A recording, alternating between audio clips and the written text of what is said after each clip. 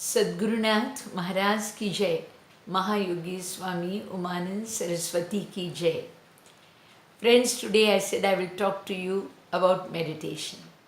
Yes, I will give you some key secrets of it today. And see how fast you will make progress in meditation. Alright, friends. Now, what is meditation? Let's first try to understand what is meditation.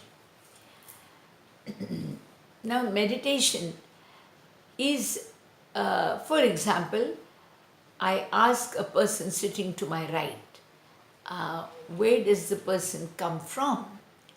Let's say I'm talking to a person called John, and I say, John, where are you from?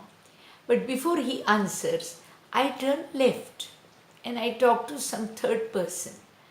Now the person, John, is now waiting for me to pay back my attention to the person, to him, and for him to answer.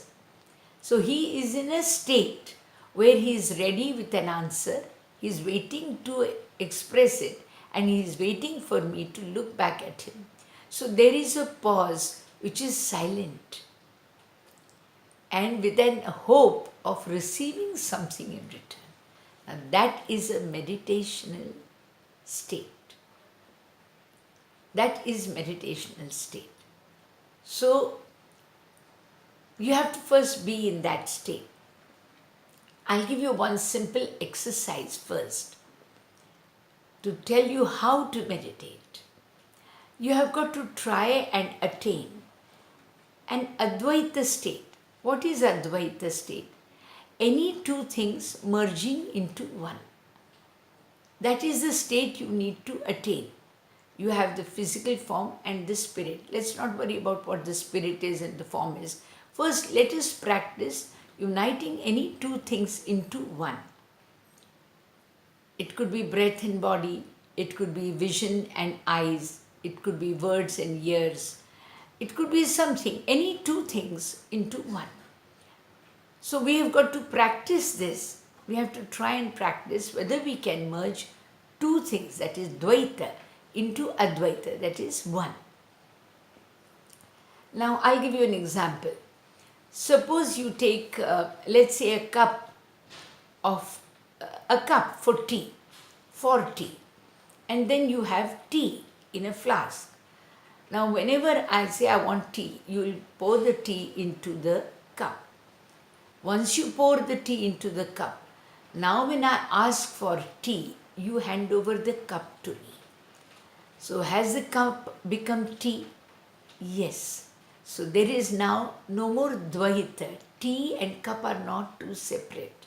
They are one. So if I say, please give me my tea, you will give me my cup of tea. Now this is a simple example I have told you. Exactly like that, we are going to try and unite our breath with ourselves. It is there within us only. Now it just needs to be sort of experienced with mind focused on it. You have to experience it with mind focused on it. So suppose the first thing I will say for meditation, close your eyes. I will give you a simpler example before I go to the breath. Suppose I say close your eyes, and then I ask you, what do you see? So you're going to say, I see, eyes are closed, so I say nothing, but I say whatever else you see. So you say, I might see a dark screen, or I might be seeing a darkness, or a black color, or whatever it is. Now we have the subject there, the verb there, and the object there. That is, I is the subject, I see is the verb, and object is darkness. Okay. Now when I see darkness.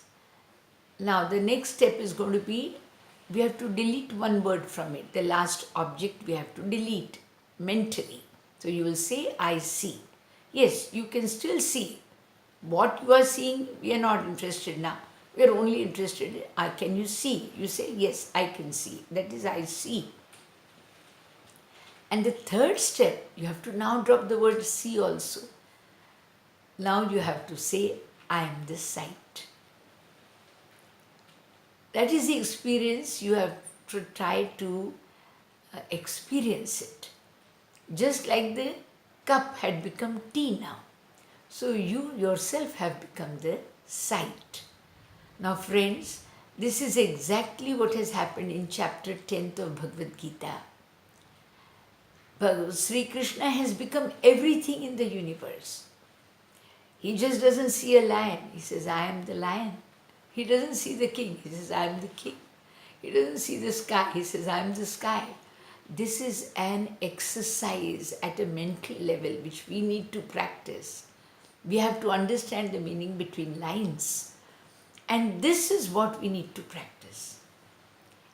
Now, when you become everything, it's not actually, suppose I say now there is a statue of an idol God before me, and I look at the murti and I say, I see God. My next step will be I see. And the third step will be I am God. That is Aham Brahmasmi.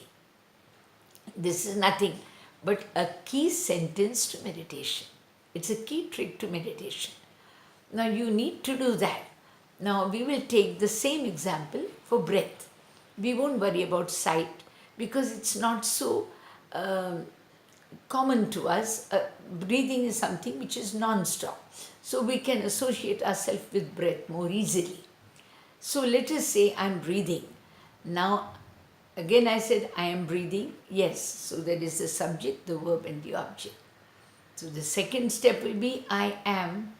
We are not worried about what we are doing. Okay? And third is going to be I am the breath. That I am breath. Now when you are breath, what have you united? Your form, physical form, and the breath within. Friends, these two exercises you practice for a few days, at least during morning 3 to 6. Find some time, half an hour, 20 minutes. If you are if you are say 25 years old or you are 35 years old, then you try and do it for 35 minutes or 25 minutes. I'm 70 years, so I should practice it for 70 minutes. Tomorrow I'm going to try and inculcate or introduce in this breath mantra. I'm going to give you 10 mantras. You choose any one of them. I'm going to give these mantras to followers of Hinduism. But if it is another religion, please feel free. You can use the words that you have respect for without any hesitation. Your mind has to be pure and kind. He is just one. He is only single one, single entity, God. It's we who have to be humble. All right, I've just told you 2 secrets of meditation. Don't miss out on this. Try and see if you can practice. Try and see if you can be breath yourself. And the moment you feel you have, it might take a few days for you to practice, but if you've got the insight to it, it will come quick.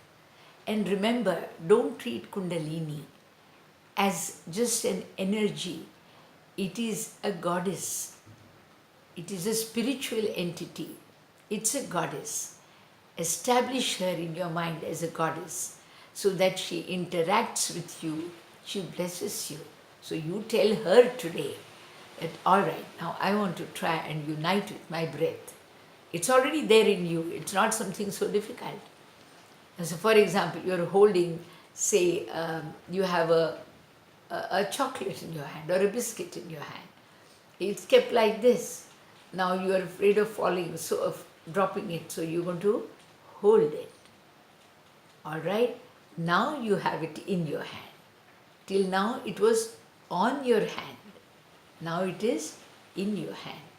So see these subtle differences and try and see whether you can unite with your breath. Tomorrow I'm going to introduce mantras to you. I'm Swami Radhikanand from Pune.